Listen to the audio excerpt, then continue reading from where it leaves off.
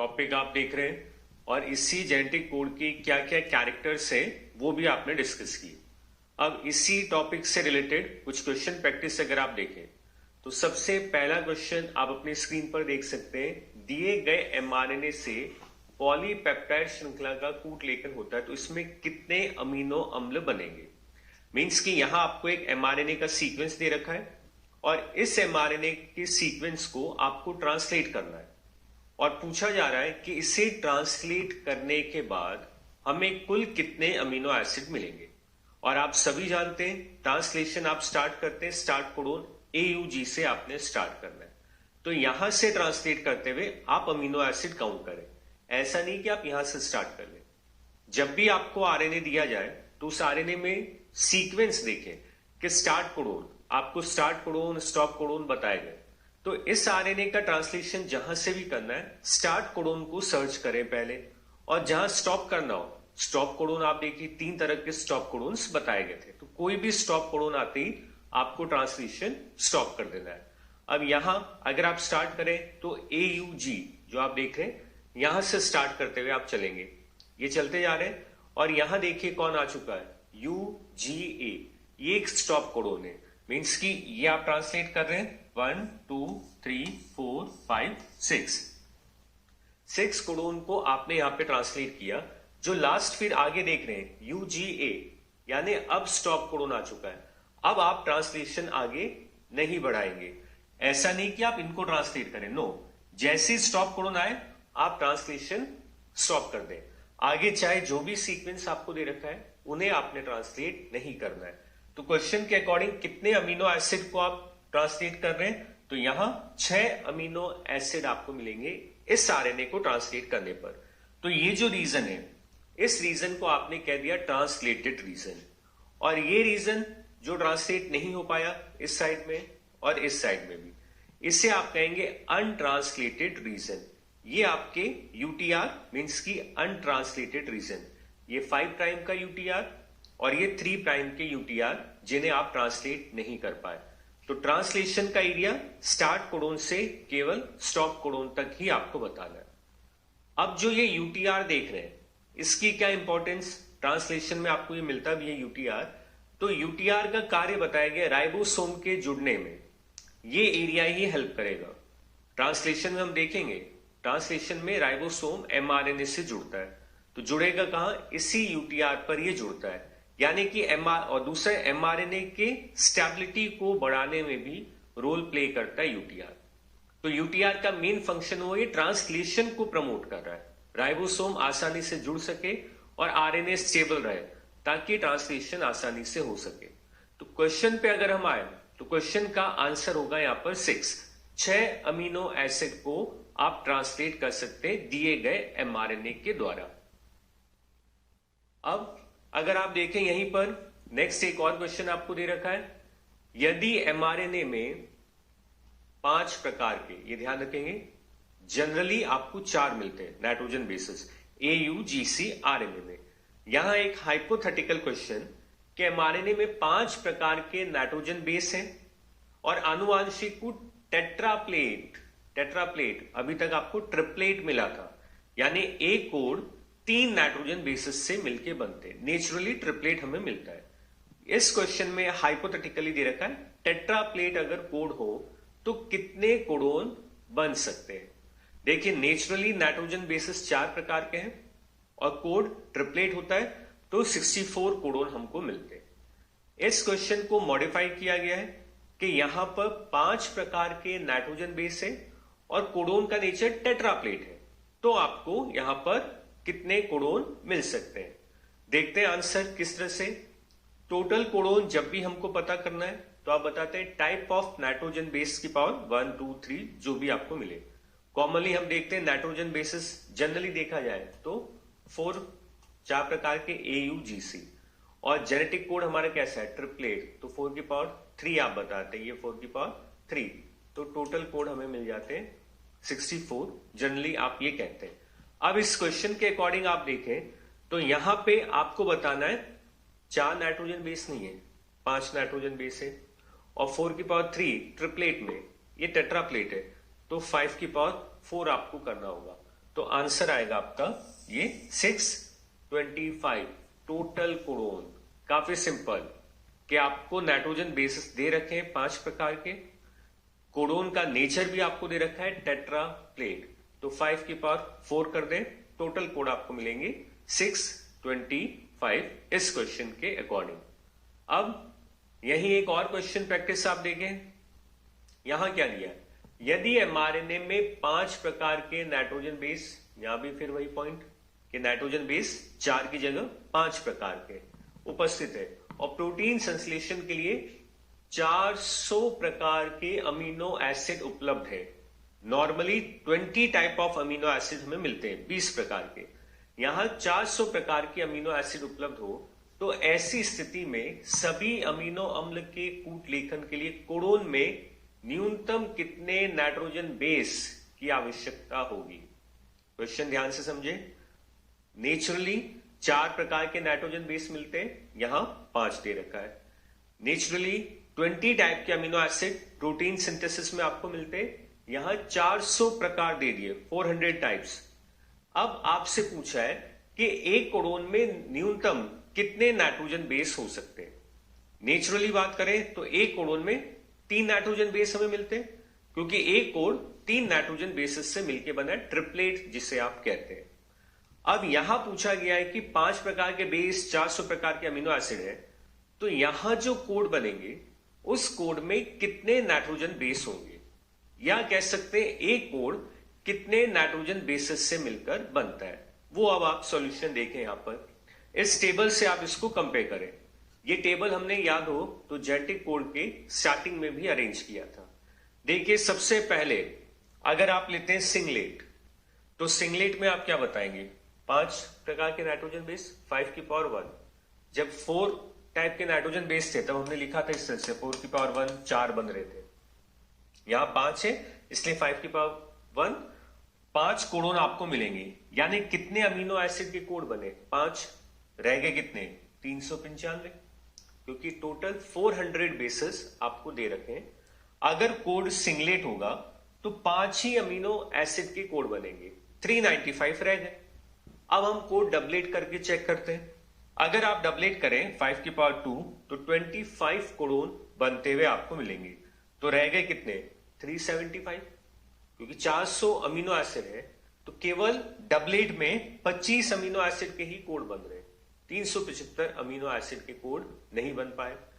अब आप ट्रिपलेट पे आइए, तो ट्रिपलेट में 5 की पावर 3 हम करेंगे, 125 अमीनो एसिड के कोड आपको मिलेंगे, फिर भी काफी रह गए कितने, 275। अब टेट्राप्लेट में आप आए, टेट्राप्लेट में 5 की पावर 4 हम करेंगे, तो ये देखिए ये ज्यादा हो गया, ये 625 आपको मिल रहा है। यानी यहां सभी अमीनो एसिड के कोड आपको मिल जाएंगे। कितने अमीनो एसिड, 400 के 400 हो गए, क्योंकि कोड बहुत ज्यादा बन रहे हैं, 625, 400। अब रह गए कितने, 0, रहना एक भी नहीं है। यानी इस क्वेश्चन के अकॉर्डिंग हमारा आंसर क्या होगा, टेट्राप्लेट के एक कोड में कितने नाइट्रोजन बेस की आवश्यकता होगी, 4। क्लियर हुआ आपको कि यहां जो कोड बनेगा वो कोड एक्चुअल में टेट्राप्लेट बनेगा। नेचुरली हम देखें, नेचुरली सिंगलेट में क्या था, 4 की पावर 1 4 ही बन रहे थे, 4 की पावर 2 16 थे, 4 की पावर 3 64, 20 अमीनो एसिड से ज्यादा हो गए थे, तो हमने कह दिया कोड ट्रिपलेट है। इस क्वेश्चन में 400 अमीनो एसिड दे रखे हैं, तो 400 से ज्यादा तो केवल जब ये टेट्राप्लेट होगा तभी हमें मिल रहा है। तो यहां आंसर होगा आपका टेट्राप्लेट, मीन्स की एक कोड 4 नाइट्रोजन बेसिस से मिलकर बना है। अब यही नेक्स्ट क्वेश्चन अगर आप देखें तो यहां आपको एक और क्वेश्चन दे रखा है, एक पॉलीपेप्टाइड श्रृंखला में 60 अमीनो एसिड है, 60 अमीनो एसिड्स आपको दे रखे हैं। सभी अमीनो अम्ल के कूट लेखन के लिए एमआरएनए में न्यूनतम कितने नाइट्रोजन बेसिस की आवश्यकता होगी। देखिए काफी सिंपल क्वेश्चन, आपको दे रखा है पॉलीपेप्टाइड यानी अमीनो एसिड की चेन, उस चेन में 60 अमीनो एसिड, और आप सभी जानते हैं एक अमीनो एसिड को कोई एक कोड कोडोन कर रहा है, तो एक अमीनो एसिड के लिए एक कोड, और एक कोड में 3 नाइट्रोजन बेस मिलते हैं, यानी कि 3 नाइट्रोजन बेस मिलकर एक अमीनो एसिड को कोड करता है। ये केवल आप याद रखें। तो यहां 60 अमीनो एसिड है, तो 60 अमीनो एसिड के लिए कितने नाइट्रोजन बेस होंगे ये आपको सॉल्व करना है। देखिए ये एमआरएनए आपको दे रखा है, कोडोन, ये एमआरएनए, ये कोड, ये फर्स्ट कोड। अब फर्स्ट कोड एयूजी से स्टार्ट किया, स्टार्ट कोडोन, ये पहला अमीनो एसिड, ये दूसरा अमीनो एसिड, इस तरह से 1 2 3 चलते जाएंगे कितने 60 तक।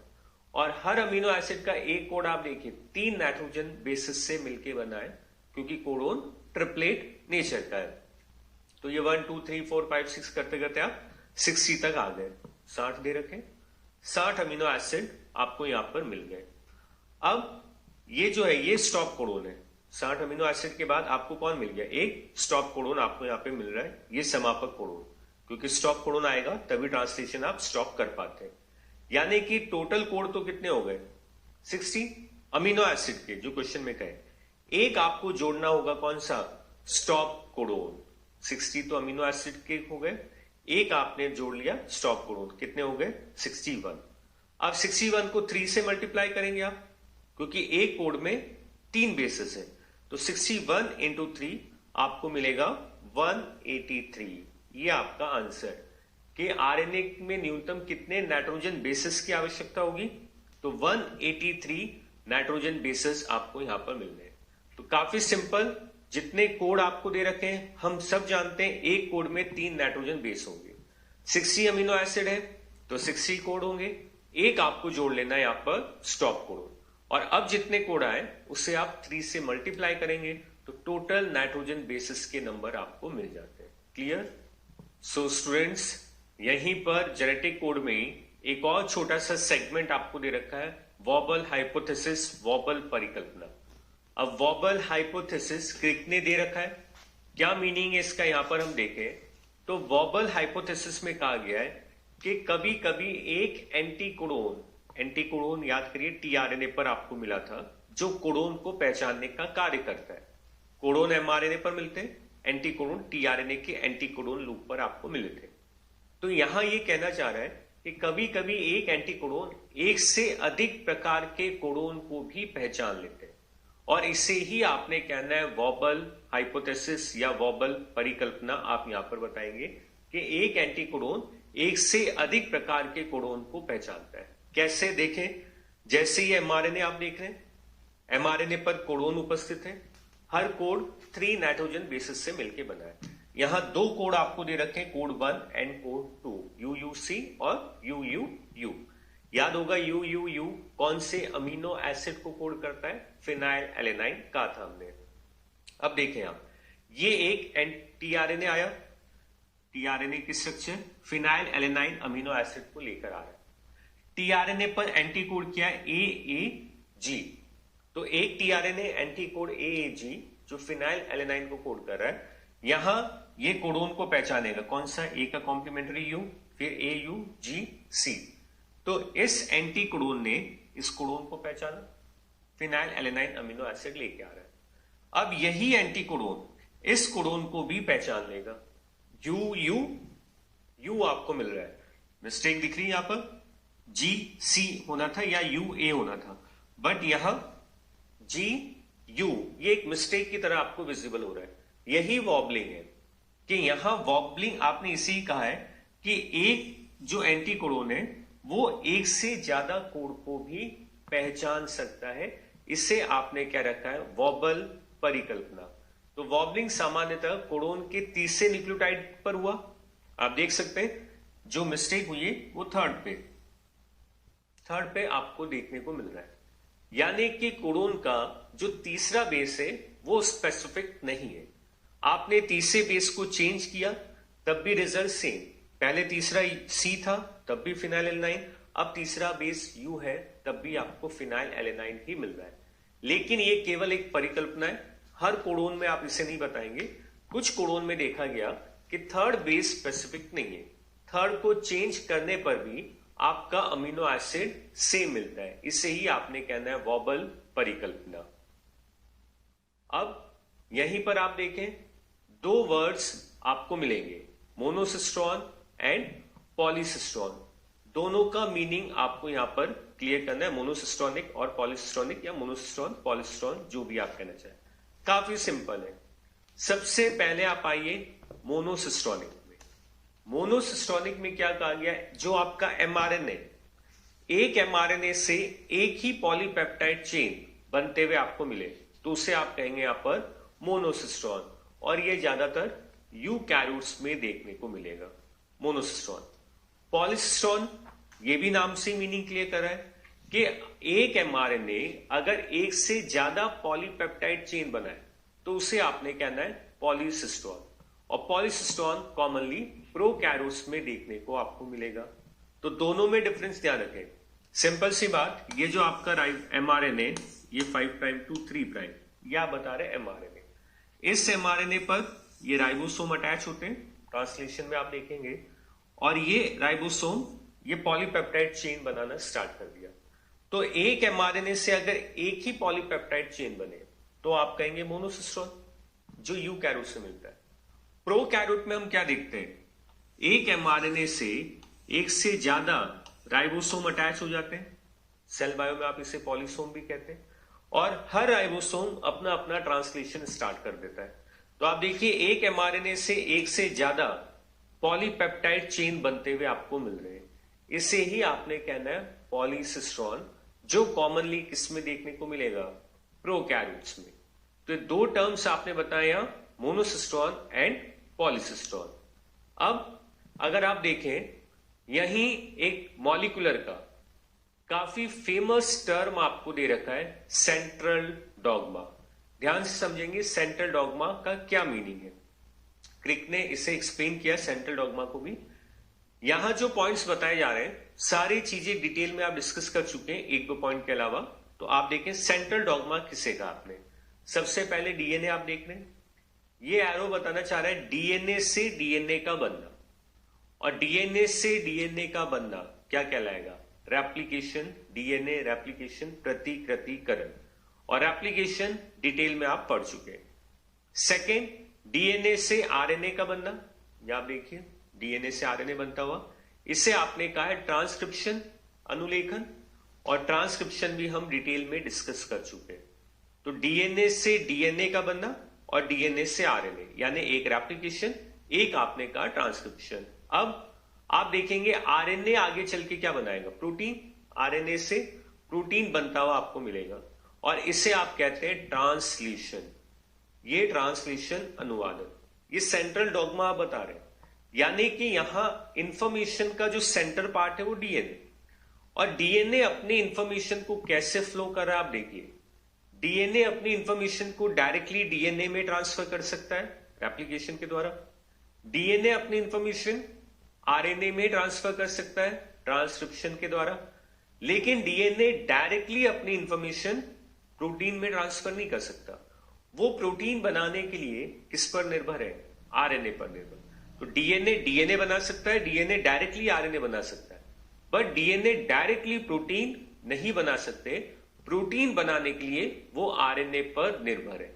तो सेंट्रल डॉगमा में ये इंफॉर्मेशन का फ्लो बताया गया है। फिर इसी सेंट्रल डॉगमा में एक स्टेप आपने और ऐड कर दिया, कौन सा, RNA to DNA, reverse transcription कहा गया इसे। डीएनए टू आरएनए तो बन रहा है ट्रांसक्रिप्शन, बट आरएनए से डीएनए बनता हुआ भी आप यहां पर देख सकते हैं, इसे आपने कहा है रिवर्स ट्रांसक्रिप्शन। इससे टैमिन ने बताया, तो इस प्रोसेस को टैमिनिज्म भी कई बार कहा जाता है। और आरएनए से जो डीएनए बनते हैं उसे आप कहते हैं cDNA, complementary DNA. MRNA, messenger RNA, messenger RNA से जो डीएनए बनेगा उसे आप कह सकते हैं यहां पर कॉम्प्लीमेंट्री डीएनए। जो बायोटेक में आप पढ़ते भी है वहां पर डिटेल आपको दे रखा है कि एमआरएनए से आपने डीएनए बनाया, सीडीएनए, कॉम्प्लीमेंट्री डीएनए। तो ये था आपका सेंट्रल डॉगमा। मैकेनिज्म का एक फ्लो चार्ट बताया गया है, DNA to DNA replication, DNA to RNA transcription, RNA to protein translation. RNA से भी दोबारा डीएनए बन सकता है, वायरसेस में हम देखते भी है। तो आरएनए से डीएनए बने उस प्रोसेस को आप कहेंगे रिवर्स ट्रांसक्रिप्शन या टैमिनिज्म। और एमआरएनए से जब डीएनए बन रहा है तो इस डीएनए को आप कहते हैं cDNA, complementary DNA. So students, यहीं पर मॉलिक्यूलर में नेक्स्ट टॉपिक आप देख रहे हैं ट्रांसलेशन, आपको दे रखा है अनुवादन। डीएनए सेंट्रल डॉग्मा के दो मैकेनिज्म आप डिस्कस कर चुके हैं, replication, DNA to DNA, transcription, DNA to RNA. अब आपको देखना यहीं पर मोस्ट इंपॉर्टेंट स्टेप या mechanism, translation RNA to protein, कि कैसे आप आरएनए से अमीनो एसिड की चेन, पॉलीपेप्टाइड चेन या प्रोटीन का निर्माण करते हैं। रेप्लिकेशन और ट्रांसक्रिप्शन आपने देखा, वो दोनों कॉम्प्लीमेंट्री प्रिंसिपल को फॉलो कर रहे थे, पूरकता के सिद्धांत को, क्योंकि वहां डीएनए टू डीएनए न्यूक्लियोटाइड से न्यूक्लियोटाइड बना रहे हैं, फिर डीएनए टू आरएनए वहां भी पॉलीन्यूक्लियोटाइड से पॉलीन्यूक्लियोटाइड आपने बनाया। बट यहां कोई कॉम्प्लीमेंट्री नहीं है, क्योंकि यहां एमआरएनए से प्रोटीन बन रहा है, मीन्स की पॉलीन्यूक्लियोटाइड चेन से आप पॉलीपेप्टाइड चेन का निर्माण कर रहे हैं, और इसलिए यहां कोई कॉम्प्लीमेंट्री का कॉन्सेप्ट नहीं होगा। और ये प्रोसेस उन दोनों प्रोसेस के कंपैरिजन में हल्का सा कॉम्प्लिकेटेड है, तो ट्राई करें इसे बिल्कुल ध्यान से समझने के लिए। स्टेप्स अगर आपको क्लियर होंगे तो काफी इजीली आप समझ सकते हैं ट्रांसलेशन को। ट्रांसलेशन प्रोसेस को आपने कई अलग अलग स्टेप्स में यहां पर डिवाइड कर रखा है, और उन्हीं स्टेप्स में अगर आप देखें तो पहला स्टेप आपको दे रखा है activation of amino acid, means की अमीनो अम्ल का सक्रिय।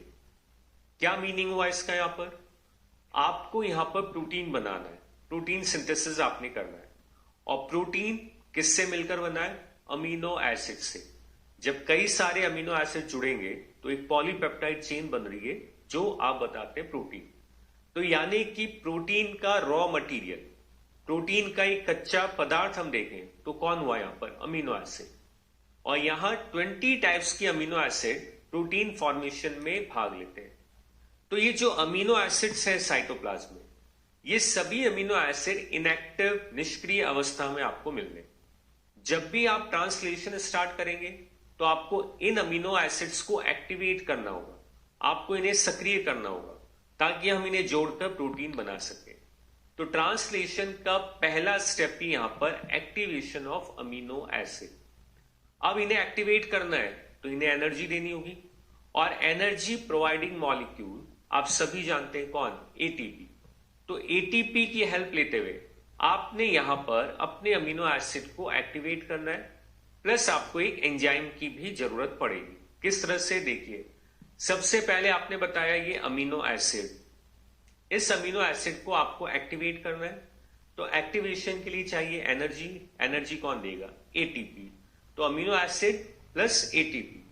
अब यहां ये एक एंजाइम से रिएक्ट करेंगे, और एंजाइम कौन सा? Amino acyl tRNA synthetase enzyme. TRNA के समय भी इसका नाम लिया गया था, अभी फिर देखेंगे। तो देखिए, अमीनो एसिड एनर्जी देगा एटीपी, एंजाइम कौन सा? Amino acyl tRNA synthetase.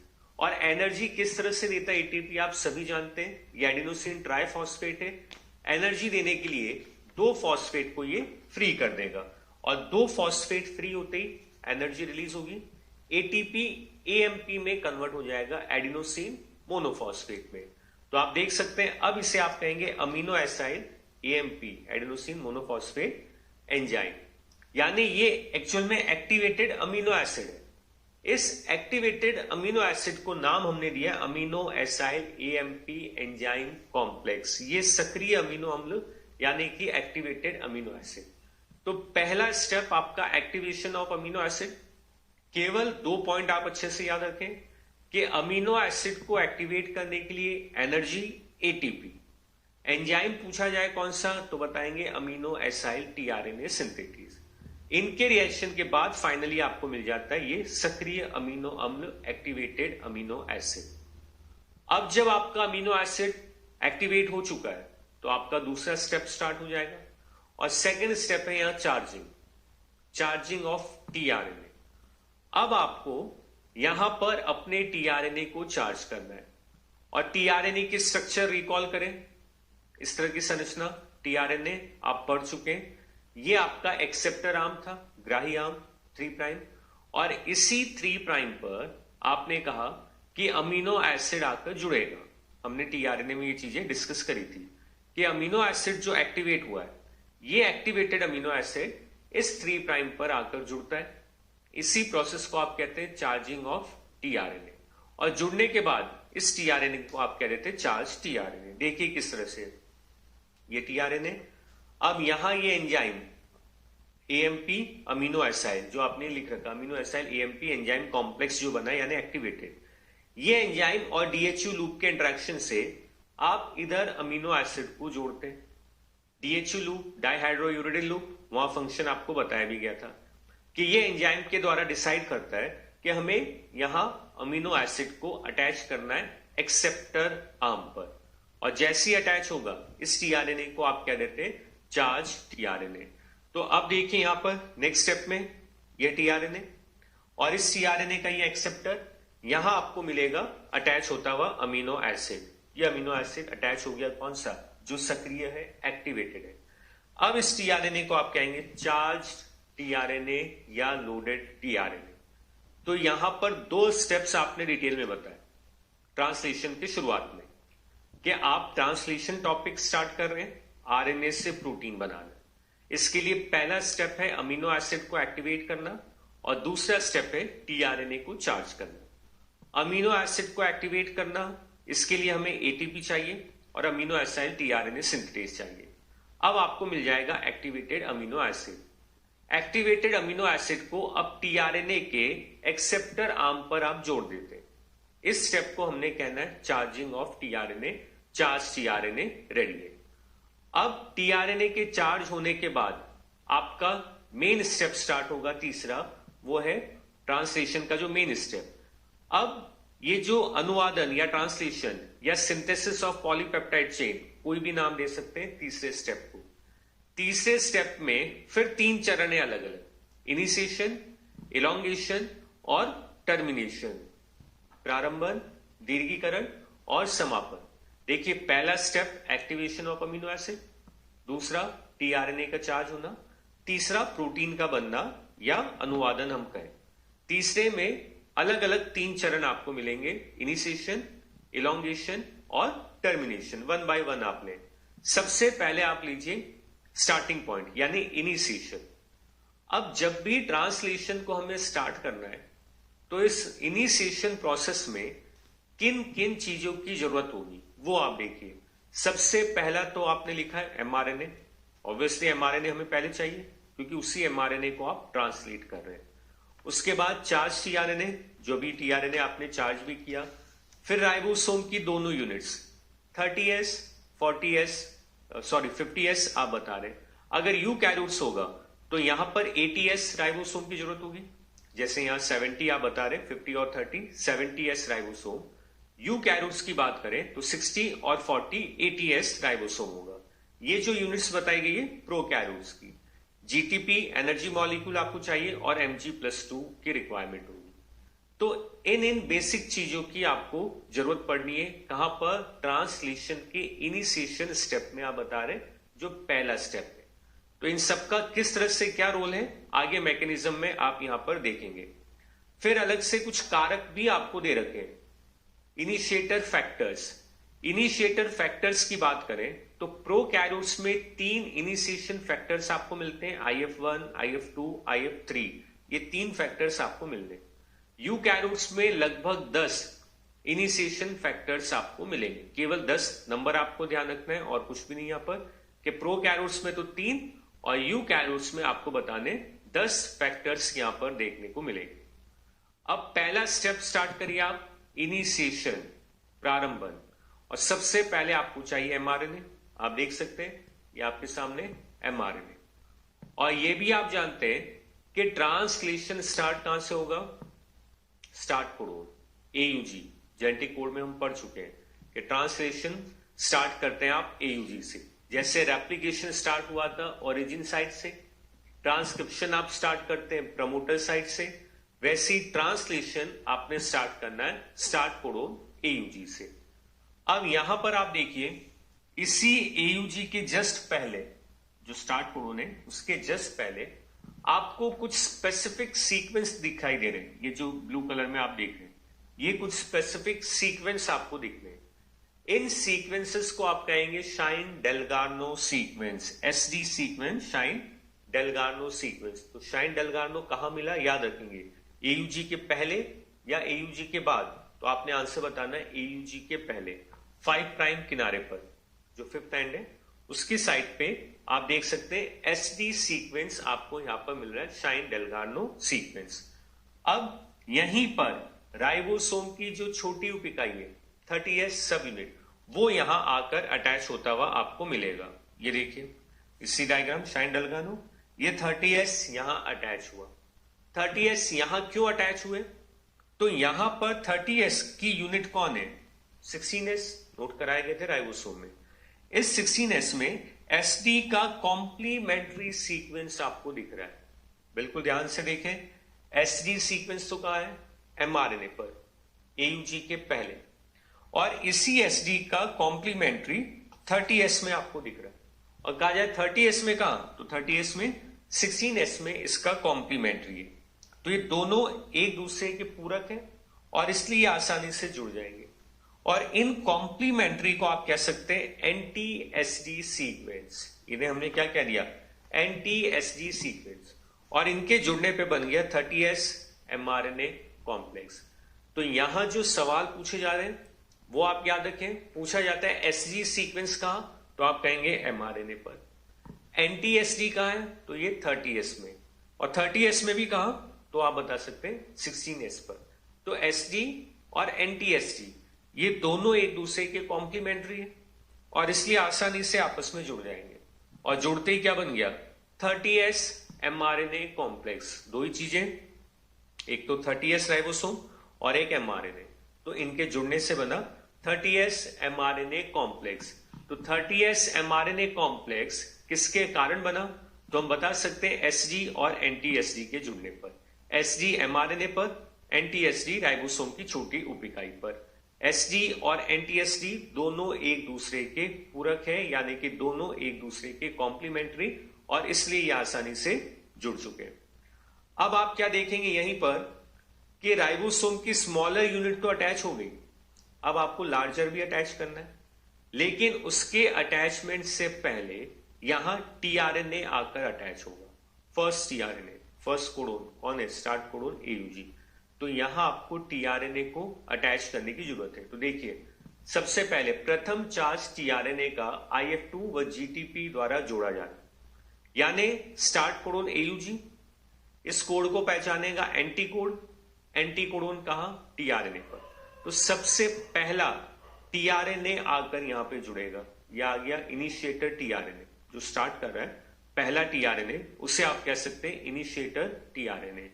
ये इनिशिएटर टीआरएनए यहां आएगा फर्स्ट अमीनो एसिड को लेकर, 1 अमीनो एसिड 1, यानी ये पहला अमीनो एसिड यहां आएगा टीआरएनए की हेल्प से। और टीआरएनए को जुड़ने के लिए यहां हेल्प करता है कौन? जीटीपी और IF2 फैक्टर। इनकी मदद से पहला चार्ज टीआरएनए आकर यहां जुड़ जाएगा। ये देखिए कोड और ये एंटी कोड। हमने कहा था कोड mRNA पर मिलेंगे, एंटी कोड टीआरएनए पर मिलेंगे, और ये दोनों एक दूसरे के कॉम्प्लीमेंट्री है और इसलिए आसानी से यहां आकर जुड़ता हुआ आपको दिखना है। तो जीटीपी की हेल्प से ये यहां आकर जुड़ गया है। कौन? फर्स्ट चार्ज टीआरएनए, जो पहला अमीनो एसिड को लेकर आ रहा है। और हम सभी जानते हैं पहला अमीनो एसिड कौन होगा? मिथ्योनाइन आपको मिलना है। प्रोकैरियोट्स में एन फॉर्माइल मिथ्योनाइन और यूकैरियोट्स में सिंपल मिथ्योनाइन आप यहां पर बताते हैं। तो आप देख सकते हैं 30S mRNA कॉम्प्लेक्स, इस कॉम्प्लेक्स पर पहला चार्ज टीआरएनए आकर जुड़ा है जीटीपी और IF2 की हेल्प से। IF2 इनिशिएशन फैक्टर सेकेंड आप बता रहे हैं। अब अगर आप देखें, दोबारा वही डायग्राम आप देख रहे हैं, पहला चार्ज टीआरएनए यहां आकर जुड़ चुका है, जो प्रीवियस में आपने देखा था। ये देखिए इसी डायग्राम को बताया गया यहां। अब आपने क्या बताना है? Mg+2 द्वारा राइबोसोम की बड़ी उप इकाई को हम जोड़ेंगे। पहले मैंने कहा कि 30S तो अटैच हो गया, अब आपको 50S को जोड़ना है। लेकिन 50S कब जुड़ रहा है? पहले चार्ज टीआरएनए के आ जाने के बाद। शुरुआत में हमने बनाया 30S mRNA कॉम्प्लेक्स। इस कॉम्प्लेक्स पर पहला चार्ज टीआरएनए आकर जुड़ चुका है। अब लार्जेस्ट सब यूनिट यहां पर आके जुड़ना ट्राई करेगी। ये देखिए स्क्रीन पर आपको दिखेगा ये लार्जेस्ट सब यूनिट 50S आप बता रहे हैं। अब इस 50S पर तीन चीजें आपको दिख रही है, A site, P site, E site. A amino acyl site है, पी पेप्टाइडल साइट और ई एग्जिट आप बता रहे हैं एग्जिट के लिए। यानी जो फंक्शनल साइट्स है वो केवल दो है, ए साइट और पी साइट। एनसीईआरटी ने साफ दे भी रखा है कि राइबोसोम की जो बड़ी उप इकाई है इस पे दो फंक्शनल साइट आपको मिलेगी, ए साइट, पी साइट। तो पूछा जाए राइबोसोम की बड़ी उप इकाई पर 50S पर कितनी फंक्शनल साइट्स, तो 2 साइट्स ए एंड पी। ए आप बता रहे हैं amino acyl site, P peptidyl site. ये नाम क्यों दिए गए आगे डायग्राम में आपको अपने आप क्लियर होगा।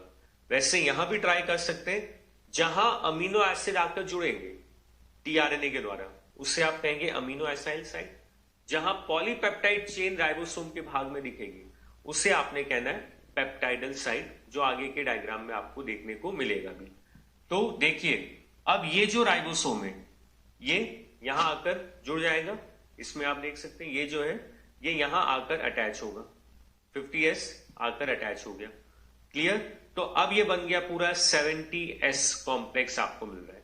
एक बार अटैचमेंट फिर से आप देखें, ए साइट, पी साइट, ये यहां आकर फिट होगा इसके ऊपर। और आप ध्यान रखिएगा जो फर्स्ट चार्ज टीआरएनए वो आपको देखना है कि कौन सी साइट पर फिट होता हुआ आपको दिख रहा है, पी।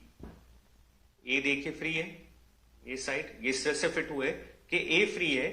जो पहला चार्ज टीआरएनए वो कहां पर आ गया, यहां पी साइट पर आता हुआ आपको दिख रहा है। यानी पूछा जाए कि फर्स्ट चार्ज टीआरएनए राइबोसोम की कौन सी साइट पर, तो हम बताएंगे पी साइट पर पहला चार्ज टीआरएनए आएगा। दूसरा तो ए पे आएगा, बाकी वाले ए पर आएंगे, आगे देखेंगे हम। लेकिन पहला हमेशा कहां मिलेगा, पी साइट पर आपको मिलना है।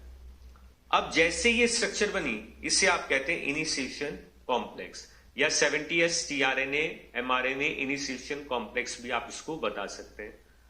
अब अगर इनिशिएशन को कंटिन्यू करें किसमें, यूकैरियोट्स में, चीजें लगभग वही है, माइन्यूट सा डिफरेंस आपको मिलेगा। यूकैरियोट में भी एमआरएनए, स्टार्ट कोडोन आपको मिलेंगे, एयूजी वही मिल रहा है। लेकिन डिफरेंस क्या, यहां पर कोई शाइन डेल्गार्नो सीक्वेंस नहीं मिलेगा। प्रोकैरियोट्स में तो आपने देखा एयूजी के पहले शाइन डेल्गार्नो सीक्वेंस थे और उसकी मदद से राइबोसोम की स्मॉलर यूनिट अटैच हो रहा था क्योंकि उसके पास एंटी एसडी सीक्वेंस थे। लेकिन यूकैरियोट में ना तो कोई एसडी ना कोई एंटी एसडी, यहां 40S राइबोसोम अटैच होंगे और किसकी हेल्प से, 7mg। याद करिए हमने एमआरएनए में कैपिंग टेलिंग किया था, तो यहां 5 प्राइम पर 7mg है, 3 प्राइम पर टेलिंग है। तो ये 7mg की हेल्प लेकर 40S राइबोसोम यहां पर जुड़ते हैं। और 40S में कौन है, 18S आपको मिलता है, जैसे वहां 30 में 16 है, यहां 40 में आपको 18S मिलते हैं। ये बना कॉम्प्लेक्स। अब सेम वही फर्स्ट चार्ज टीआरएनए आकर यहां पर जुड़ जाएगा और फर्स्ट अमीनो एसिड कौन सा, मेथियोनाइन आपको मिल रहा है। इसके जुड़ने के बाद सेम वही प्रोसेस होगा, जो लार्जर सब यूनिट है, बड़ी उप इकाई, वो यहां पर आकर अटैच हो गई, वही साइट, ए साइट और पी साइट। और पहला आपको कहां मिलना है, सेम वही, पहला आपको पी साइट पर ही यहां पर मिलेगा और ये बन गया यहां पर भी इनिशिएशन कॉम्प्लेक्स। तो प्रोकैरियोट यूकैरियोट का इनिशिएशन हम देखें तो क्या डिफरेंस हमें मिला कि प्रोकैरियोट में एसडी और एंटी एसडी सीक्वेंस पाए जाते हैं, यूकैरियोट में कोई एसडी या एंटी एसडी सीक्वेंस नहीं होगा। प्रोकैरियोट में 30S यूनिट आके जुड़ती है पहले, जबकि यूकैरियोट में 40S यूनिट को आप यहां पर जोड़ते हैं।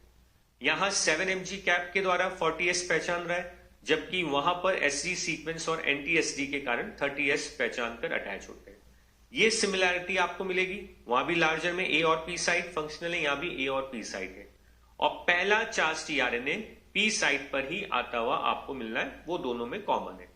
अमीनो एसिड का डिफरेंस हमने बताया था पहले भी कि प्रोकैरियोट्स में पहला amino acid N formyl methionine होगा, जबकि यूकैरियोट्स में मिथ्योनाइन आप बताते हैं। अब देखिए इलोंगेशन आपको स्टार्ट करना है, तो उसी डायग्राम को आपने दोबारा से लिया है, लेकिन प्रोकैरियोट्स में कंटिन्यू करते हुए देखिए वही पी साइट, ए साइट, एयूजी कोडोन स्टार्ट, पहला अमीनो एसिड यहां आप देख रहे हैं।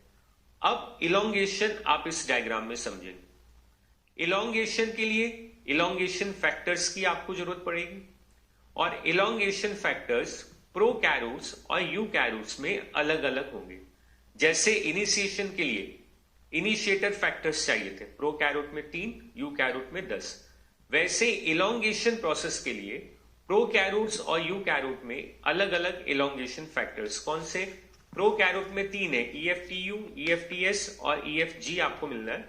यूकैरियोट्स में केवल 2, यूकैरियोटिक EF1 और यूकैरियोटिक EF2। केवल आपको यहां नाम दे रखे। इन इलोंगेशन फैक्टर्स की जरूरत है प्रोसेस को इलोंगेट करने के लिए। अब कैसे होगा इलोंगेशन, देखें हम। ये तो इनिशिएशन कॉम्प्लेक्स बना। जैसे पहला चार्ज टीआरएनए आया, अब हमें दूसरा भी तो चार्ज टीआरएनए चाहिए। साइटोप्लाज्म में अमीनो एसिड एक्टिवेट होते जा रहे हैं और वो टीआरएनए पर अटैच होते जा रहे हैं, और वही टीआरएनए उन अमीनो एसिड्स को लेकर यहां राइबोसोम फैक्ट्री पर पहुंचता है। और इसलिए टीआरएनए को आपने कहा ट्रांसफर आरएनए, वो अमीनो एसिड्स का ट्रांसफर कर रहा है, साइटोप्लाज्म से पिक करेगा और राइबोसोम पर ड्रॉप करता हुआ आपको मिलेगा। तो अब यहां आपको जो सेकेंड नंबर का चार्ज टीआरएनए, इसे आपको जोड़ना है। ये देखिए टीआरएनए आया, सेकेंड अमीनो एसिड को लेता हुआ, दूसरा अमीनो एसिड, और इसे अब आप लाएंगे कहां? ए साइट फ्री है।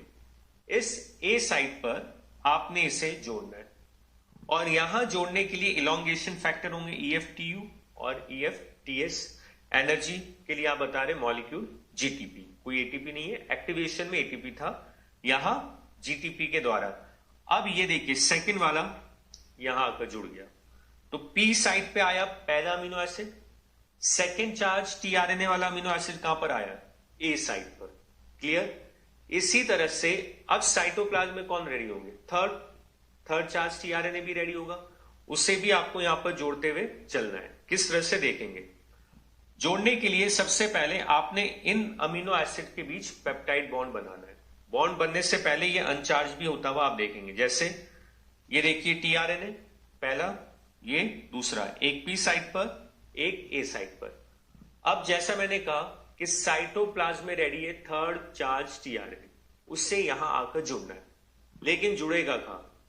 क्योंकि स्पेस अवेलेबल नहीं है, दोनों साइट्स बुक है, A साइट, P साइट, दोनों फुल है, यहां जगह नहीं है। तो अब आपको यहां स्पेस बनानी होगी, यानी हमें जगह बनानी होगी ताकि नया चार्ज टीआरएनए यहां आकर जुड़ सके। कैसे आप स्पेस बनाएं? सबसे पहला जो चार्ज टीआरएनए, इसे अनचार्ज कर दें। ये देखिए अनचार्ज हो गया, ये बॉन्ड हट गए। अनचार्ज होते ही अब पहले वाले अमीनो एसिड को दूसरे वाले अमीनो एसिड से आप जोड़ देंगे। कौन से बॉन्ड के द्वारा? Peptide bond. अमीनो एसिड्स के बीच में कौन सा बॉन्ड हमें मिलता है? Peptide bond. तो पेप्टाइड बॉन्ड के द्वारा ये जुड़ गए। अब इनके जुड़ने के बाद आप देखें ये साइट आपको फ्री करनी होगी। जोड़ा आपने पेप्टाइड बॉन्ड से, एंजाइम पहले भी हम डिस्कस कर चुके हैं। कौन सा enzyme? Peptidyl transferase 23S rRNA। Eukaryote होगा तो 28S rRNA हो जाएगा, ये प्रोकैरियोट है इसलिए 23S rRNA। इसकी मदद से आपने 23S rRNA राइबोसोम के द्वारा पेप्टाइड बॉन्ड बना दिया। किसके बीच? दो अमीनो एसिड के बीच में। अब आप देखें नेक्स्ट डायग्राम, इसको कंपेयर करें दोनों स्लाइड्स को। ये देखिए ये बन चुका है, यहां तक पेप्टाइड बॉन्ड बना हुआ। अब सेम यही डायग्राम इस स्लाइड में आपको मिल रहा है, यानी कि कौन सी साइड फ्री है? P साइड अब फ्री हो चुका है। यहां पर यहां जो टीआरएनए था अनचार्ज होकर एग्जिट बाहर जा चुका है, अब P साइड फ्री है। अब जो नया चार्ज टीआरएनए आएगा, क्या वो P साइड पर आएगा? नो, जो नया आएगा वो A पर। तो सवाल ये कि A तो ऑक्यूपाई है, फुल है। अब हमें क्या करना होगा? जो सेकेंड यानी A पर है, ये शिफ्ट हो जाएगा कहां? P पर। इसके शिफ्ट होते ही A साइड खाली हो जाएगी और इसके साथ में पहला अटैच है। तो अगले डायग्राम में ध्यान से समझेंगे, पहले ही आपको बताया जा रहा है, ये एक्चुअल में यहां शिफ्ट हो जाएगा। इसके यहां शिफ्ट होती A साइड फ्री होते हुए आपको मिलेगी। किस तरह से आप देख सकते हैं, यहां पर ट्रांसलोकेशन प्रोसेस होगा। ये देखिए दोनों डायग्राम का कंपैरिजन, बिल्कुल अच्छे से कंपेयर करें। यही मैंने कहा था, जो सेकंड वाला है वो यहां शिफ्ट कर जाएगा P पर। आप देखिए सेकंड वाला कहां शिफ्ट कर गया? P पे शिफ्ट करता हुआ, यानी राइबोसोम मूव कर रहा है, इस प्रोसेस को आप कहेंगे ट्रांसलोकेशन, मूवमेंट ऑफ राइबोसोम। जो राइबोसोम है वो एमआरएनए पर मूव कर रहा है, स्लाइडिंग मूवमेंट। जैसे आप पेन देख रहे हैं, इसके ऊपर स्लाइडिंग मूवमेंट। तो राइबोसोम की एमआरएनए पर एक स्लाइडिंग मूवमेंट है, इसी मूवमेंट को आप कहेंगे ट्रांसलोकेशन। और इसमें एक एंजाइम चाहिए होता है आपको, ट्रांसलोकेज एंजाइम, और एनर्जी देगा कौन? जीटीपी, क्योंकि मूवमेंट है, मूवमेंट के लिए आपको एनर्जी चाहिए, एनर्जी प्रोवाइड करेगा जीटीपी। तो देखिए राइबोसोम मूव कर रहा है, जैसे जैसे मूव करेगा तो आप देखेंगे जो सेकंड वाला है वो पी पे आपको आता हुआ मिलेगा, पी पर आ गया। अब कौन सी साइड फ्री हो गई? ए साइड, ए साइड फ्री है, और ए साइड का कोड क्या है? ट्रिपल यू आपको मिल रहा है। तो यहां फिर एंटीकोडोन की हेल्प से एक नया चार्ज टीआरएनए अटैच होता हुआ आपको दिखेगा। ये देखिए, ये वाला जो टीआरएनए थर्ड नंबर का, ये यहां आकर अटैच हुआ। अगले स्टेप में फिर वही आप कहेंगे कि यहां से ये अनचार्ज, इन दोनों के बीच पेप्टाइड बॉन्ड बनेगा, ये फिर पी पर शिफ्ट हो जाएगा, और फोर्थ नंबर वाले ए साइट पर आते हुए आपको मिलेंगे। ये translocation elongation process continuously run करता हुआ आपको दिखेगा। आप देखिए किस तरह से अगले स्टेप में आपको मिलेगा। ये देखिए यहां आ गया, पहला, दूसरा, तीसरा अमीनो एसिड आपने अटैच किया। अब आप क्या बताएंगे? वही दूसरे वाला अनचार्ज फ्री हो गया, पी साइड फ्री। ये देखिए यहां जो था दूसरे नंबर वाला, ये बाहर निकल चुका है, एग्जिट। इसके बाहर निकलती सेकंड वाला थर्ड से अटैच होगा, ये सेकंड और थर्ड अटैच हो गए, किसके द्वारा? पेप्टाइड बॉन्ड के थ्रू, जो पेप्टाइडल ट्रांसफरेज बना रहा है। ये पॉलीपेप्टाइड चेन बनते जा रही, देखिए अमीनो एसिड 1 2 3 करके जुड़ते जाएंगे, चेन बनते जाएगी। अब जो ये है थर्ड नंबर वाला, ये कहां आ जाएगा? पी पर। क्यों? क्योंकि राइबोसोम मूव कर रहा है आगे। तो जैसे जैसे राइबोसोम आगे मूव करेंगे, चेन पीछे की ओर चलते जा रही है। तो इसे आपने कहा ट्रांसलोकेशन, जो मूवमेंट है। तो ट्रांसलोकेशन के बाद देखिए डायग्राम कंपेयर करते हुए, ये जो तीसरा नंबर था ये पी पर आ गया, पहले तीसरा कहां था? ए साइड पर, अब कहां आ गया? पी पर। जैसे ये पी पे आया, ए साइड फ्री। तो यानी फिर एक नया चार्ज टीआरएनए कहां आएगा? ए साइड पर। यानी जब भी आप नए चार्ज टीआरएनए को जोड़ेंगे, वो हमेशा ए साइड पर ही आता हुआ दिखेगा। अब देखिए चौथे नंबर का, आप देख सकते हैं यहां थर्ड तक आप जोड़ चुके हैं। अब फोर्थ नंबर वाला कहां आएगा? ए साइड पर, ये फोर्थ आया, नया हमेशा ए पर ही आएंगे। अब फिर फिफ्थ को जोड़ना है, सेम वही प्रोसेस, ये अनचार्ज होगा, इनके बीच पेप्टाइड बॉन्ड बनेंगे, फोर्थ वाला पी साइड पर आ जाएगा, ए साइड फिर से आपको फ्री मिलेगी, और इस ए साइड पर फिर फिफ्थ आएंगे, 6 7 8, इस तरह से प्रोसेस इलोंगेशन ट्रांसलोकेशन चलता हुआ आपको मिलेगा। और ये कब तक चलेंगे? जब तक कि टर्मिनेटर साइट आपको ना मिल जाए, ये कॉन्टिन्यूअसली चलते हुए आपको मिलेंगे। ये देखिए फोर्थ पर आया, ये कॉन्टिन्यूअसली कब तक? जब तक टर्मिनेशन साइट या टर्मिनेटर साइट या कहीं स्टॉप कोडोन आपको ना मिले। और रिकॉल करिए, आपको बताया गया था कि एमआरएनए पर 3 तरह के स्टॉप कोडोन आपको मिलते हैं, यूए, यूएजी, यूजीए।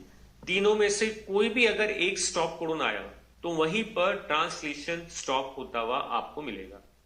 और प्रोसेस को स्टॉप करने के लिए या रिलीजिंग फैक्टर्स आरएफ की जरूरत आपको पड़ेगी।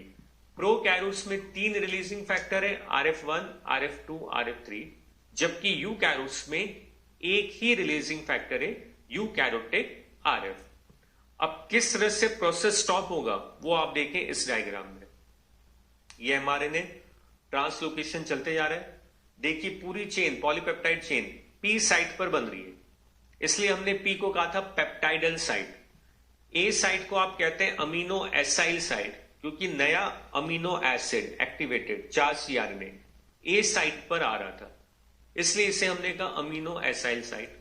और जो चेन बन रही है पॉलीपेप्टाइड, वो इस साइट पर है, इसलिए इसे आपने कहा पी पेप्टाइडल साइट। अब देखिए ए पर कौन आ चुका है? UAA, और UAA कौन है? Stop codon. यानी कि अब यहां कोई टीआरएनए नहीं आएगी, क्योंकि इन कोडोन का कोई एंटी कोडोन नहीं है, स्टॉप करने के लिए कोई स्पेसिफिक टीआरएनए नहीं है। प्रोसेस को स्टार्ट करने के लिए तो स्पेसिफिक था इनिशिएटर टीआरएनए, बट प्रोसेस को स्टॉप करने के लिए कोई स्टॉप टीआरएनए नहीं है, इनका कहीं कोई एंटीकोडोन नहीं है, मीन्स कि यहां अब नो एंट्री, अब कोई टीआरएनए यहां एंटर नहीं करेगा, ये स्टॉप कोडोन आपको मिल रहा है। यानी अब कौन आएंगे, रिलीजिंग फैक्टर। रिलीजिंग फैक्टर इस पूरे कॉम्प्लेक्स को रिलीज कर देगा, ये देखिए ये था, अब इसको रिलीज कर देगा रिलीजिंग फैक्टर। और कॉम्प्लेक्स को रिलीज करने के लिए एनर्जी चाहिए, एनर्जी कौन प्रोवाइड करेगा, जीटीपी यहां एनर्जी दे रहा है। तो आप देखिए पूरी पॉलीपेप्टाइड चेन अगर आप देखें तो ये अलग हो गई, रिलीज होता हुआ आपको मिल रहा है। तो ये रेडी है आपके सामने पॉलीपेप्टाइड चेन जो आपने एमआरएनए से बनाया, और इसी प्रोसेस को आप कहते हैं translation mRNA to protein formation. पूरे स्टेप्स को अगर एक बार रिकॉल करें तो एमआरएनए से प्रोटीन बनाने के लिए सबसे पहला स्टेप था अमीनो एसिड को एक्टिवेट करना। एक्टिवेशन के लिए एनर्जी देगा जीटीपी, और एंजाइम आपने बताया अमीनो एसाइल टीआरएनए सिंथेटेज। दूसरा स्टेप टीआरएनए को चार्ज करना, यानी जो अमीनो एसिड एक्टिवेट हो चुका है वो टीआरएनए के 3 प्राइम एक्सेप्टर साइट पर जाकर अटैच हुआ। जैसे ही वो अटैच होगा उसे आपने कहा चार्ज टीआरएनए। अब आपने यहां पे पॉलीपेप्टाइड सिंथेसिस स्टार्ट किया 3 स्टेप में, इनिशिएशन, इलोंगेशन और टर्मिनेशन। इनिशिएशन में हमने कहा कि एमआरएनए का जो स्टार्ट कोडोन है एयूजी, यहां से आपको ट्रांसलेशन स्टार्ट करना है। एयूजी के पहले आपको स्पेसिफिक सीक्वेंस मिले जिसे हमने कहा शाइन डेल्गानो सीक्वेंस प्रोकैरियोट में, और इसी का कॉम्प्लीमेंट्री 30S राइबोसोम के 16S यूनिट पे आपको मिला जिसे हमने कहा एंटी-एसडी सीक्वेंस। दोनों अटैच हुए, कॉम्प्लीमेंट्री कारण बन गया 30S एमआरएनए कॉम्प्लेक्स। यूकैरियोट की बात करें तो बनता है 40S एमआरएनए कॉम्प्लेक्स, वहां कोई एसडी या एंटी-एसडी नहीं मिलते, 7mg की हेल्प से वो पहचान कर अटैच होता है। फिर आपने देखा चार्ज टीआरएनए आके अटैच हुआ स्टार्ट कोडोन को पहचान कर, पहला चार्ज टीआरएनए। पहले चार्ज टीआरएनए के अटैच होने के बाद राइबोसोम की बड़ी उप इकाई आकर जुड़ती है, और इस बड़ी उप इकाई में 2 फंक्शनल साइट थे, ए साइट और P site, amino acyl site और पी पेप्टाइडल साइट। पहला चार्ज टीआरएनए पी साइट पे हमें दिखता है, बाकी सभी ए साइट पर आते हुए दिखेंगे। तो राइबोसोम एमआरएनए पर मूव कर रहा है, इस मूवमेंट को आप कहते हैं ट्रांसलोकेशन। उसमें भी एनर्जी चाहिए जो यहां देता है जीटीपी, और इस ट्रांसलोकेशन प्रोसेस में एंजाइम आपको चाहिए ट्रांसलोकेज एंजाइम। और यहां पहला चार्ज टीआरएनए अमीनो एसिड को फ्री करता है, ये अमीनो एसिड अपने पिछले अमीनो एसिड से जुड़ते हैं पेप्टाइड बॉन्ड के द्वारा, और जैसे ही ए साइड फ्री होगी, ये वाला ए साइड फ्री होते ही नया चार्ज टीआरएनए ए साइड पर जुड़ते जाते हैं। इलोंगेशन प्रोसेस चलेगा कब तक, जब तक स्टॉप कोडोन ना आ जाए। और हम देख रहे हैं 3 में से कोई भी एक स्टॉप कोडोन आती ट्रांसलेशन स्टॉप हुआ। स्टॉप होने पर रिलीजिंग फैक्टर आएंगे जो इस पूरे पॉलीपेप्टाइड चेन को राइबोसोम से फ्री रिलीज कर देते हैं, यानी रेडी है आपके सामने प्रोटीन पॉलीपेप्टाइड चेन। अब यहीं पर एक टेबल आप देखें तो यहां समराइज फॉर्म में आपको बताया जा रहा है कि ट्रांसलेशन में कौन कौन से फैक्टर्स की आपको जरूरत पड़ी प्रोकैरियोट्स और यूकैरियोट्स को लेते हुए। सबसे पहले इनिशिएशन फैक्टर हमने कहा भी था IF1, IF2, IF3 3 प्रोकैरियोट्स में और 10 आपको मिले थे यूकैरियोट्स में। इलोंगेशन फैक्टर 3 प्रोकैरियोट्स में EFTS, EFTU और EFG आपको मिलेंगे, और यूकैरियोट्स में 2 ही थे, eukaryotic EF1, eukaryotic EF2। Termination यानी रिलीजिंग फैक्टर की बात करें तो प्रोकैरियोट में 3 थे, RF1, RF2, RF3। यूकैरियोट्स में एक ही आपको मिला, यूकैरियोटिक RF रिलीजिंग फैक्टर। तो यहां ये ट्रांसलेशन प्रोसेस, इसी ट्रांसलेशन में एक पॉइंट और आप ध्यान रखें कि प्रोकैरियोट में ट्रांसलेशन आपको मिल रहा है साइटोप्लाज्म में, यूकैरियोट्स में भी ट्रांसलेशन होगा साइटोप्लाज्म में। तो ट्रांसलेशन की साइट ऑफ लोकेशन अगर सेल में देखें तो वो आपको मिलता है साइटोप्लाज्म के अंदर। लेकिन एक डिफरेंस है ट्रांसक्रिप्शन को कंपेयर करते हुए। ट्रांसक्रिप्शन यानी डीएनए से आरएनए का बनना, यूकैरियोट्स में ट्रांसक्रिप्शन कहां होगा, न्यूक्लियस में, और ट्रांसलेशन साइटोप्लाज्म में, यानी दोनों अलग अलग जगह हो रहे हैं। यूकैरियोट्स में ट्रांसक्रिप्शन हुआ न्यूक्लियस में, ट्रांसलेशन साइटोप्लाज्म में। बट प्रोकैरियोट्स की बात करें तो प्रोकैरियोट्स में ट्रांसक्रिप्शन और ट्रांसलेशन दोनों ही साइटोप्लाज्म में आपको चलते हुए मिलेंगे, और ये एक तरह से साइमल्टेनियस प्रोसेस है, साथ में चलेंगे, तो इसे कई बार कपल्ड प्रोसेस कहा जाता है।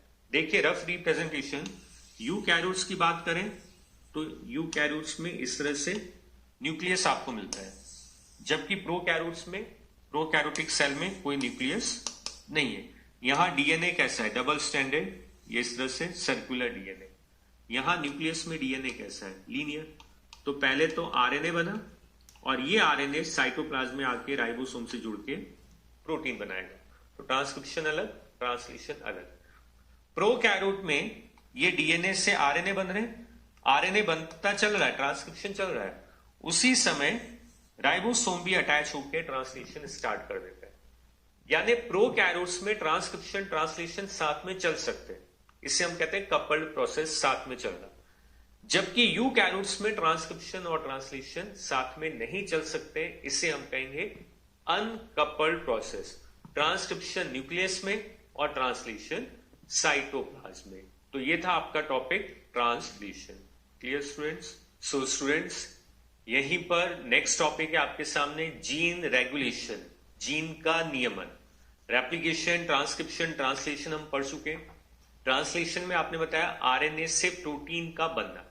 अब इसी प्रोटीन बनने के प्रोसेस को कंट्रोल आपको करना है, और इससे ही आपने नाम दे रखा है जीन रेगुलेशन, यानी जीन का नियमन। आप जीन को कंट्रोल करना चाह रहे हैं, क्योंकि जीन एक्सप्रेस होके क्या बनाएगा, प्रोटीन। तो कब प्रोटीन की रिक्वायरमेंट है, कब नहीं है, जीन किस तरह से कंट्रोल होगा, वो चीजें आपको यहां पर डिस्कस करनी है। और यहीं उसके लिए सबसे पहले कुछ बेसिक पॉइंट्स देखें। तो एक टर्म आपको दे रखा है कॉन्स्टिट्यूटिव जीन, या इसे आप कह सकते हैं हाउसकीपिंग जीन। अब कॉन्स्टिट्यूटिव जीन आप किसे कहेंगे, ऐसे जीन जो हमेशा ही ऑन मोड में आपको मिले। ऑन ऑफ, ये दो टर्म आप बार बार यहां सुनेंगे।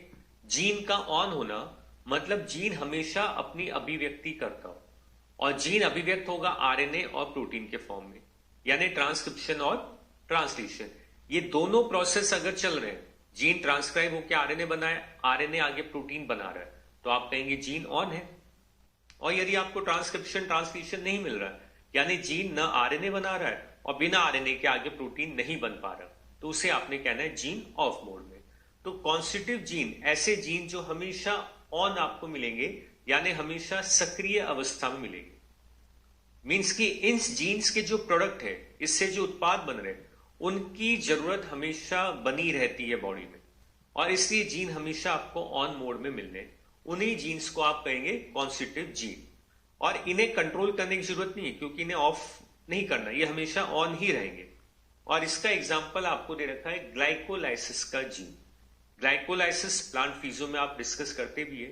तो ग्लाइकोलाइसिस के जो जीन है वो कॉन्स्टिट्यूटिव जीन है, मीन्स कि हमेशा आपको ऑन मोड में ही मिलेगी।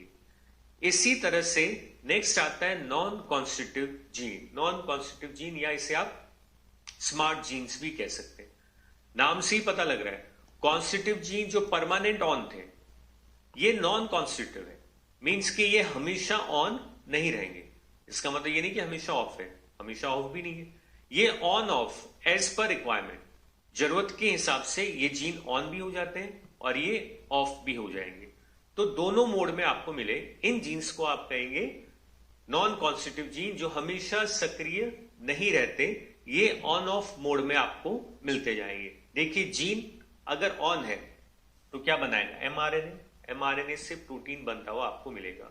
और यदि जीन ऑफ है, जैसा पहले कहा गया, तो no transcription, no translation, no RNA, no protein, no enzyme. तो ये जीन आपको दोनों मोड में मिल सकते हैं, ऑन ऑफ, जैसी सेल की रिक्वायरमेंट होगी उस अकॉर्डिंग आपने बताना है। और ऐसे जीन के लिए नियमन आवश्यक है, वहां तो वो हमेशा ऑन है, उसे कंट्रोल नहीं करना, वो तो अपना काम कर रहा है। लेकिन यहां क्योंकि ऑन ऑफ आप देखेंगे होते हुए, रिक्वायरमेंट है तो ऑन, रिक्वायरमेंट नहीं है प्रोडक्ट की तो ऑफ, तो इन्हें कंट्रोल करना जरूरी है। और इनका कंट्रोलिंग किस तरह से हो रहा है, तो दो प्रकार बताए गए इन जीन्स के नियमन के आधार पे, कि एक तो इंड्यूसिबल और एक रिप्रेसिबल। इंड्यूसिबल जीन आप किसे कहेंगे, ऐसे जीन जो ज्यादातर ऑफ है, जनरली ऑफ मोड में। आपने उसे क्या होते हुए देखा, ऑन, यानी ऑफ से ऑन, इंड्यूस किया, प्रेरित किया आपने ताकि वो फंक्शनल हो। तो ऑफ से जो ऑन हो उसे आपने कहना है इंड्यूसिबल।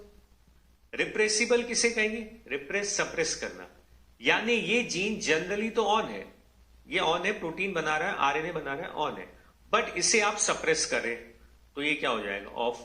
ऑन टू ऑफ, तो उसे आप कहेंगे रिप्रेसिबल। तो देखिए जो नॉन कॉन्स्टिट्यूटिव जीन, ये नॉन कॉन्स्टिट्यूटिव जीन के दो प्रकार बताए गए रेगुलेशन के लिए, एक इंड्यूसिबल, एक रिप्रेसिबल। इंड्यूसिबल कब कहेंगे, जब ऑफ से ऑन कर रहा है, इंड्यूस कर रहे हैं ताकि वो फंक्शनल हो। रिप्रेसिबल, हम इसको सप्रेस कर रहे हैं, यानी ये फंक्शनल तो है, ऑन से आप इसे ऑफ कर रहे हैं, तो इसे आपने कहना है यहां पर repressible. So inducible and repressible.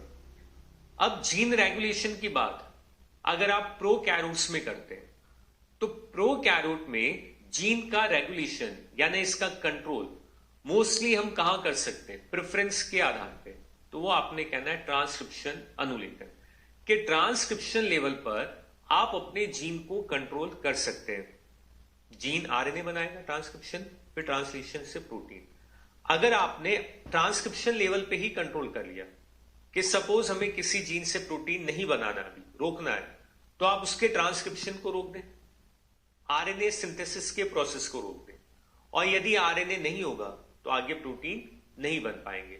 तो प्रोकैरियोट का जो रेगुलेशन है जीन एक्सप्रेशन के लिए, उसमें आपसे पूछा जाए मोस्ट प्रेफरेंस स्टेप कौन सा, तो आप बताएंगे ट्रांसक्रिप्शन। लिखा भी है ट्रांसक्रिप्शन प्रारंभन स्तर ट्रांसक्रिप्शन का जीन अभिव्यक्ति नियमन का प्रभावी स्थल माना गया है। तो ट्रांसक्रिप्शन को कंट्रोल करना प्रोकैरियोट्स में जीन रेगुलेशन का मोस्ट कॉमन स्टेप है। प्रोकैरियोट्स में जीन नियमन की क्रियाविधि को डिटेल में किसने स्टडी किया, तो जैकब और मोनार्ड ने ई कोलाई में इसे स्टडी किया।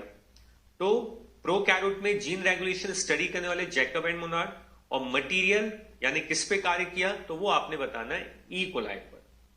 और ई कोलाई पर स्टडी करके इन्होंने एक कॉन्सेप्ट दिया, ऑपेरॉन दे रखा है, ऑपेरॉन, प्रचालेक, ऑपेरॉन। और ऑपेरॉन एक्चुअल में हम किसे कह रहे हैं, ये डीएनए का ही खंड है जिस पर कई जीन्स के समूह पाए जाएंगे, और ये सभी जीन आपस में कोऑर्डिनेट करके किसी एक फंक्शन को परफॉर्म करें। फंक्शन क्या, या तो जीन ऑन या जीन ऑफ।